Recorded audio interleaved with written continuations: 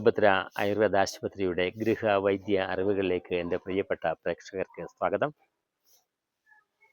പച്ചക്കറികളെക്കുറിച്ചുള്ള നല്ല ചിന്തകളും നല്ല അറിവുകളുമാണ് ഞാൻ പങ്കുവെച്ചുകൊണ്ടിരിക്കുന്നത്. ഇന്ന് ധാരാളം പേരുകൾ കാണുന്നുണ്ട്, അവർ നല്ല കമൻ്റ് ഇടുന്നുണ്ട്, നല്ല അഭിപ്രായം അവർ രേഖപ്പെടുത്തുന്നുണ്ട്. ഈ തിരിച്ചറിവുകൾ ഇന്നത്തെ പുതിയ തലമുറ സ്വീകരിക്കണം, അവരവരുടെ ജീവിതത്തിൽ പ്രാവർത്തികമാക്കാൻ അവർ പഠിക്കണം. ഇന്നത്തെ വിഷയം ഇതാണ്: പൊന്നാങ്കണ്ണി ചീര. 2 ടൈപ്പുണ്ട്, വലുതും ചെറുതുമുണ്ട്. ചെറുതാണ് നല്ലത്.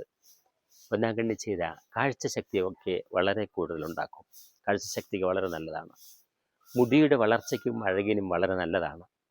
ശരീരഭാരത്തെ നിയന്ത്രിക്കാൻ വളരെ നല്ലതാണ്. Vitamin A, vitamin B, vitamin C, ഇരുമ്പ് സത്ത്, കാൽസ്യം ധാരാളം അടങ്ങിയിരിക്കുന്നു. ശ്വാസകോശ രോഗങ്ങൾക്ക് വളരെ നല്ലതാണ്. വായിലെ ദുർഗന്ധത്തെ അകറ്റും. രക്തത്തിനും കരളിനെയും സംരക്ഷിക്കും, ആരോഗ്യകരമായി സംരക്ഷിക്കും. ശരീര തണുപ്പിനെ കിട്ടും എന്ന് പറഞ്ഞാൽ ചില സ്ത്രീകൾക്കൊക്കെ വലിയ ചൂടായിരിക്കും. അവർക്ക് പൊന്നാങ്കണ്ണി ചീര തോരൻ വെച്ച് കൂട്ടി, കറി വെച്ച് കൂട്ടുകയൊക്കെ ചെയ്താൽ വളരെ നല്ലതാണ്. അപ്പോൾ തണുപ്പിനെ കിട്ടും. പക്ഷേ ദോഷം ഇതാണ്: കൂടുതൽ കഴിച്ചാൽ തണുപ്പുള്ളതിനാൽ സൈനസൈറ്റിസ് ഉണ്ടാകാൻ സാധ്യതയുണ്ട്. വൃക്കയിലെ കല്ലുണ്ടാക്കാനും സഹായിക്കും. അതുകൊണ്ട് ഇങ്ങനെയുള്ളവർ അമിതമായി കഴിക്കരുത്. എന്നോർത്ത് കുറച്ച് കഴിച്ചെന്നോർത്തുകൊണ്ട് കുഴപ്പമൊന്നുമില്ല. കഴിഞ്ഞ ദിവസത്തെ ചോദ്യം ഇതാണ്: മുലപ്പാൽ വർദ്ധിപ്പിക്കുവാൻ വേണ്ടിയിട്ടുള്ള ഉത്തരമാണ് ചോദിച്ചത്. മധുരച്ചീരയാണ്. ഒരുപക്ഷെ നിങ്ങൾ ഇതൊക്കെ മനസ്സിലാക്കുന്നുണ്ടെങ്കിലും ഇത് പറയുന്നുണ്ടോ എന്നറിയാൻ വേണ്ടി ഞാൻ ഇട്ടതാണ്.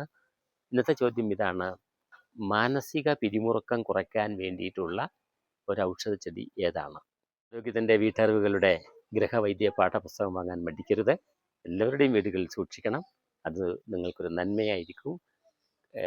എത്ര കാലം ഉണ്ടെങ്കിലും അതൊക്കെ നിങ്ങൾക്ക് വളരെ വിലപ്പെട്ടതായിരിക്കും. ഒന്ന് വാങ്ങി വെക്കാൻ മറക്കരുത്. മറ്റുള്ളവരിലേക്ക് ഈ നല്ല അറിവ് പങ്കുവെക്കുക. നന്ദി, നമസ്കാരം.